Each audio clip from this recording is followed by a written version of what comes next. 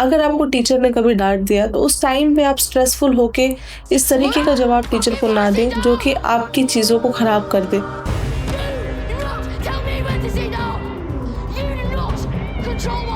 तो यहाँ पे काम आता है आपका इमोशनल इंटेलिजेंस। और गुस्से में बड़े बड़े लोगों ने ऐसा नुकसान करा है कि उनके रिश्ते ख़राब हुए हैं, उनके करियर ख़राब हुए हैं, उनके लाइफ में डिसीजंस ख़राब हुए हैं। आपको सिर्फ 5 मिनट तक शांत रहना है और आप ब्रीथ करना है। डीप ब्रीथ लो, होल्ड करो एंड देन रिलीज करो।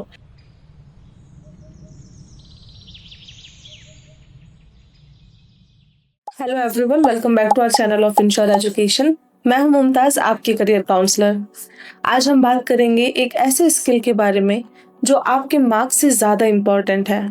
जी हाँ, और वो है इमोशनल इंटेलिजेंस, यानी अपने इमोशंस को समझने और कंट्रोल करने की कला। ये स्किल आपको सिर्फ स्कूल या कॉलेज में नहीं बल्कि आपके करियर और लाइफ दोनों में सक्सेसफुल बनाती है। सबसे पहला सवाल ये आता है कि आखिरकार इमोशनल इंटेलिजेंस होती क्या है।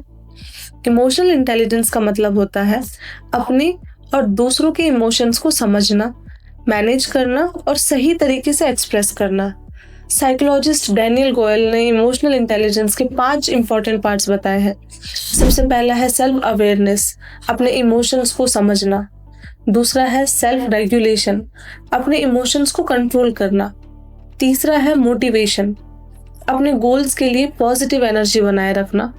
चौथा है एम्पैथी, दूसरों के इमोशंस को समझना। एंड 5वां है सोशल स्किल, दूसरों के साथ हेल्दी रिलेशन बनाना।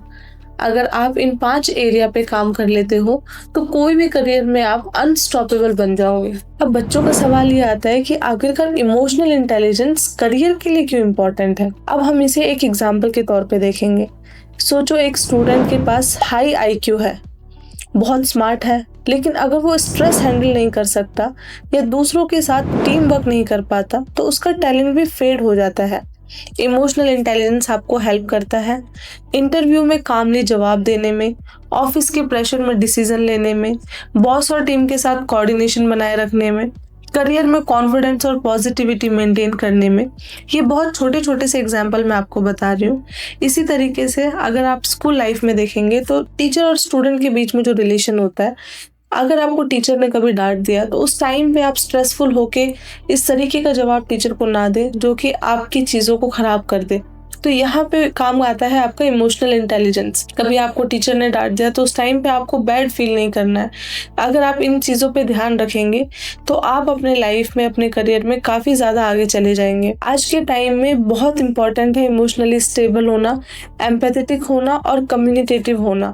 और ये ऐसा नहीं है कि आपको सिर्फ स्कूल लाइफ में काम आएगा, ये स्कूल लाइफ के बाद आप जैसे जैसे आगे जाएंगे ये आपके करियर में भी काम आएगा और ये आपकी ज़िंदगी में भी काम आएगा। जैसे मैंने आपको वीडियो शुरुआत में 5 एरिया पे काम करने के लिए बोला था, जिनको करने के बाद आप अपने करियर में, लाइफ में वो सब अचीव करोगे जो आप करना चाहते हो। बट यहाँ पे एक और सवाल आता है कि आखिरकार इनको हम शुरू कैसे करें। ऐसी कौन कौन सी एक्टिविटीज हैं जो कि स्टूडेंट्स अपने डेली लाइफ में कर सकते हैं जिनसे वो अपने इमोशनल इंटेलिजेंस पे वर्क कर सके। सबसे पहला, जैसे मैंने आपको बताया था, सेल्फ अवेयरनेस एक्टिविटी आपको करनी है। जैसे कि हर स्टूडेंट एक इमोशन डायरी बनाए, हर दिन लिखे आज मैंने कैसा फील करा और क्यों। इस तरीके से अगर आप डेली अपनी चीज़ों को लिखेंगे तो इससे आपको अपने इमोशंस का एक पैटर्न समझ आएगा कि आप किस टाइम पे किस तरीके से सोचते हैं, किस टाइम पे आपको कैसा फील होता है। तो इससे आपकी सेल्फ अवेयरनेस बढ़ेगी, क्योंकि बहुत बार बच्चों को यही नहीं पता होता कि उनके इमोशंस किस डायरेक्शन में जाते, उनको किस टाइम पे कैसा फील होता है। जब ये चीज़ें आपके सामने लिखी रहेंगी तो आपके लिए बहुत ईजी हो जाएगा समझना। दूसरा, आपको सेल्फ रेगुलेशन एक्टिविटी करनी है। सेल्फ रेगुलेशन एक्टिविटी का मतलब आपको डेली एक्सरसाइज करनी है। 5 मिनट ब्रीथिंग एक्सरसाइज करो जब भी स्ट्रेस या गुस्सा आए। देखो, गुस्से में करी गई चीज़ें, गुस्से में कहे गए शब्द कभी भी वापस नहीं आते हैं। और गुस्से में बड़े बड़े लोगों ने ऐसा नुकसान करा है कि उनके रिश्ते खराब हुए हैं, उनके करियर खराब हुए हैं, उनके लाइफ में डिसीजंस खराब हुए हैं। तो इसी वजह से मैं बच्चों को ये समझाना चाहूँगी कि आपको जब भी गुस्सा आता है तो उस टाइम आपको कुछ नहीं करना है, आपको सिर्फ 5 मिनट तक शांत रहना है और आप ब्रीथ करना है। डीप ब्रीथ लो, होल्ड करो एंड देन रिलीज करो।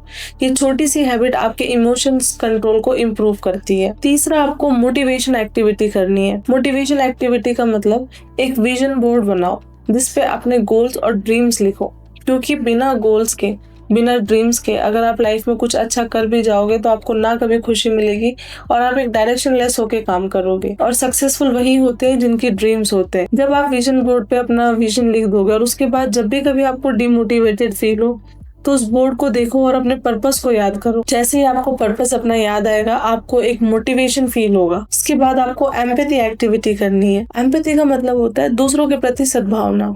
इंग्लिश में हम इसे बोल सकते हैं walk in someone shoes game. एक फ्रेंड की प्रॉब्लम को अपने पॉइंट से नहीं उसके नजरिए से समझने की कोशिश करो। इससे क्या होता है कि हमें दूसरों के पर्सपेक्टिव समझ आते हैं। कई बार ऐसा होता है कि हम ऐसे सिचुएशन में होते हैं जहां हमें किसी एक इंसान की बात सुन के उसके सही और गलत पर डिसीजन लेना होता है। पर जब आप एक साइड की बात सुनेंगे तो आप सिर्फ एक साइड का पर्सपेक्टिव रख पाएंगे। बट जब आप कहीं और जाके सुनेंगे, दूसरों की बातें सुनेंगे तो वो बातें आपको बहुत आसानी से समझ आ जाती हैं। इसीलिए बोलते हैं कि एम्पैथी बहुत ज्यादा इंपॉर्टेंट है।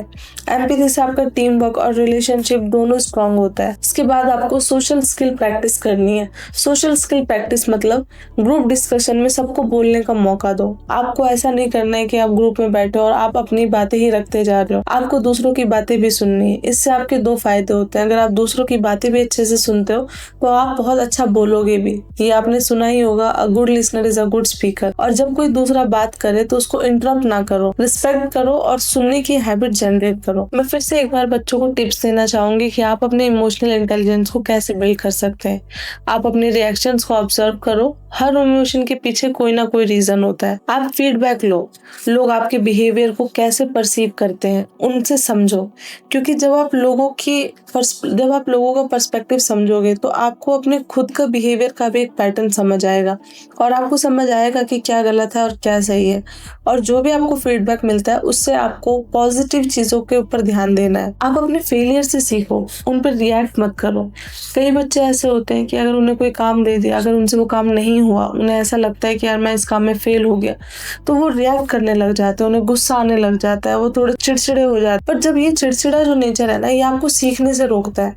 क्योंकि जो लोग चिड़चिड़े होते हैं वो फिर दूसरों की बातों को सुनने के जोन में नहीं आते। अगर आपको किसी चीज में फेलियर फेस होता है या फिर आप किसी काम को नहीं कर पाए परफेक्टली, तो आपको उनसे सीखना है, आपको रिएक्ट नहीं करना है। And last and very important thing, अगर आपको किसी चीज के लिए रिएक्ट भी करना है then you have to give pause before you react. आपको 3 सेकंड का एक पॉज लेना है, उसके बाद आपको रिएक्ट करना है। ये 3 सेकंड आपके ब्रेन में बहुत सारी चीजों को सॉर्ट आउट कर देती है। ये 3 सेकंड रूल लाइफ चेंजिंग होता है।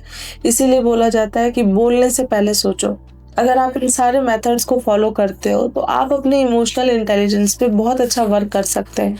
एंड जैसा कि मैंने आपको बताया, इमोशनल इंटेलिजेंस आपको स्मार्टर, कॉन्फिडेंट और सक्सेसफुल बनाता है। IQ आपको जॉब दिलाता है, लेकिन EQ आपको सक्सेस और ग्रोथ दिलाता है। तो आज से ही अपने इमोशनल स्किल्स पर काम करना शुरू करो, क्योंकि जो अपने इमोशंस को समझता है वही दुनिया को समझने लगता है। Thank you for watching my video.